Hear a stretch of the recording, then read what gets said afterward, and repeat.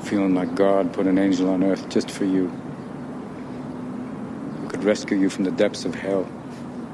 And you wouldn't know what it's like to be her angel. To have that love for her be there forever. Through anything. Through cancer. And you would know about sitting up in a hospital room for 2 months, holding her hand, because the doctors could see in your eyes that the terms visiting hours don't apply to you. You don't know about real loss, because that only occurs when you love something more than you love yourself. I doubt you've ever dared to love anybody that much. I look at you, I don't see an intelligent, confident man. I see a cocky, scared, shitless kid. But you're a genius, Will. No one denies that. No one could possibly understand the depths of you.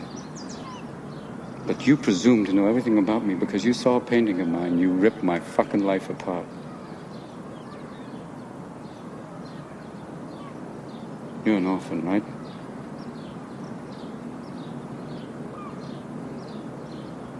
Do you think I'd know the first thing about how hard your life has been? How you feel? Who you are? Because I read Oliver Twist? Does that encapsulate you? Personally, I don't give a shit about all that, because you know what? I can't learn anything from you. I can't read in some fucking book. Unless you want to talk about you. Who you are. Then I'm fascinated. I'm in. But you don't want to do that, do you, sport? You're terrified of what you might say.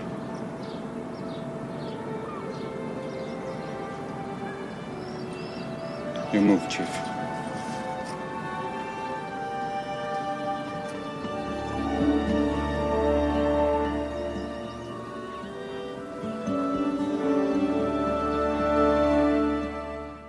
And we're back. I'm not going to talk to you in the break anymore. You're not feeling mellow anymore, are you? No, you're incredibly depressing.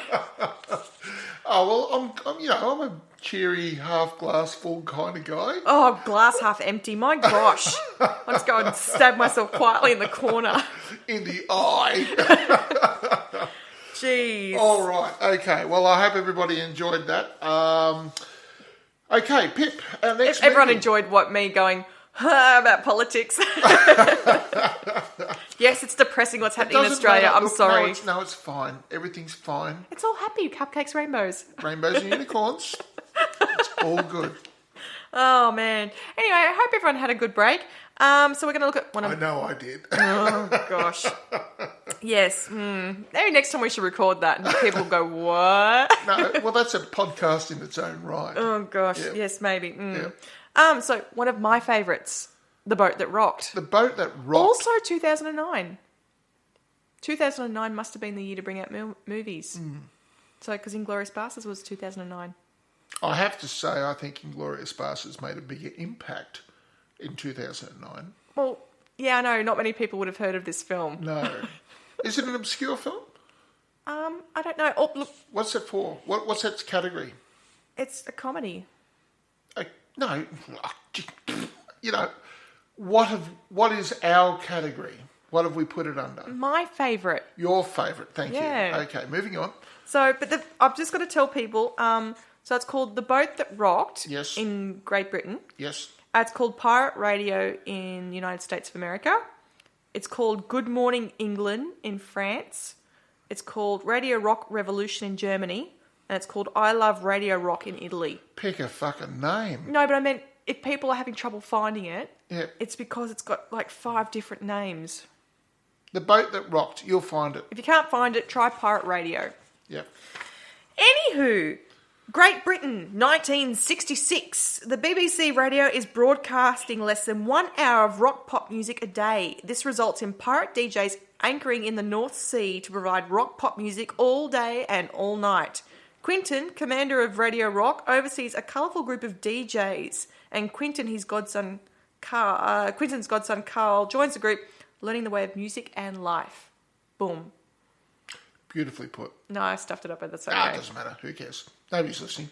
So, I love this film. Okay. I think it's awesome. Why do you love this film? I love all the music. I love the soundtrack. I love the way all the DJs interact with one another. Okay, can we just stop there so I can put my input on for that as well? I thought the soundtrack was superb. I loved it. Yeah, I was just bopping the whole way through it. This movie, the music was a pure joy.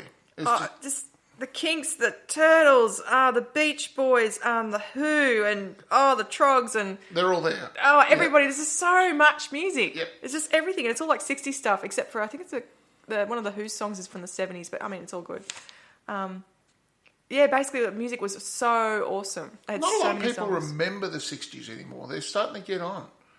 Well, it's a long time ago. No, but it looked cool too, like all the costumes and everything. It just looked so, what people think of as 60s. The people who can remember the 60s are now going, oh, get fucked. I'm not that old. Sorry, mate, you are. But and they had such a great cast too. It did. Yeah, it was just a stunning I cast. love the interactions of all the DJs and everyone on the boat, and it just made me giggle. Two people from the IT crowd. If you haven't seen that TV show, go watch it. It's fantastic. Yeah, Chris O'Dowd and who played Felicity? Catherine Parkinson. Yes, Catherine Parkinson. Yes. I love the lesbian. Yes, the lesbian. She's only allowed on the boat because of that. Because she's a lesbian. Yeah. But it was just so awesome. And Philip Seymour Hoffman was in it, which is why I was thinking about it because of Mary and Max. It brought you, from Mary and Max. I just went. Isn't it amazing how there has been a thread through this entire podcast that we put together? We never intended for there to be some sort of narrative that's developed in this, but it has, hasn't it? Has it? For example, what do you think of Shit Lips? Cary Grant. There you go. Thank you very much. That's what I'm saying. Like there's like whole little subplots going on in this show. Oh no, you had to give him a couple of goes. We did. Yeah, and now we never watch anything ever again. I was thinking about my favourites, and I was going to put another one up. Yep. But then we watched Mary and Max, and I went, oh, that's right, the boat that rocked was awesome. Can I? And they had him in it. Can Philip I Hoffman. just spear in there for a second? Go for your life. Seymour Hoffman. He is in one of my. Is it a favourite film? It's close. This is an obscure film, so I could stick it in as an obscure film. It's The Last Quartet. I haven't seen that. Okay, it's. I play cello, as you know. I know. I don't know if everyone else did. And while I do enjoy popular music and rock and roll and all the rest of it, God, I sound like an old fart. My main passion in life is classical music. It always has been. I was raised by a two-bob snob, my mother, and she wanted me to have a love for classical music, and it stuck. I do. And this is a string quartet that explores all of Beethoven's string quartets, and there's some of the most sublime music on the planet for a quartet. And there's like interaction and everything like that. I think it's a fantastic film. I'd like to put it up for an obscure film, if you could lock that in. And it's got Seymour Hoffman in it. Okay, that sounds good. We'll have to check that out. You'll have to write it in now. Put it in your book. I don't have a pen on me. Well, I've got you'll be listening to it. Okay, you'll be organised. When I listen to this, I'll write it down. But I can't actually fit all the stuff on the table now because there's a desk there and we've got a lot of equipment, haven't we? I know, it's just suddenly got a bit extreme. Like even now I've got my book on my lap rather than on the table. We can barely see each other for all the bloody gear. But no, because you're watching all this through Carl, who's Quentin's godson. So you're watching him go, oh wow, actually this life. Is he? So he's watching all this going, oh my gosh, how awesome is this? This is life. So he's like living. Yep. So it's all just a bit of a... What a thoroughly bohemian lifestyle it was, though. I reckon it would have been awesome. Yeah, no, fantastic, yeah. Would have been so great. And you had such great people. I mean, Nick Frost was there too. Oh, though I have to say, him naked's really not great. No. You get to see a full frontal of Nick Frost. And Nick Frost, it's not full frontal. He's covered. His hands cover. But anyway, that is not an image I'm going to easily get out of my mind. I have to say. When Marianne jumps into bed with him, I'm thinking, really? Why? Maybe maybe he's just really nice or very talented. I don't know. Super confident. That's it. Ladies. Oh, but no, I just loved it. All the characters were awesome. They were. Would you say there was any poor performances? No. Well, I didn't think there were. Even the villains were super slick. Oh, yes. They were great. Sir Alistair. Yes. I mean, the contrast between the government. Go for it. Kenneth Branagh. Yes. Yes, I remembered that one. Who's been in every single film. Yeah, I should have a little fanfare every time I actually remember the name of an actor. Well, he was in Thor and Murder on the Orient Express. He's been in everything. Harry Potter.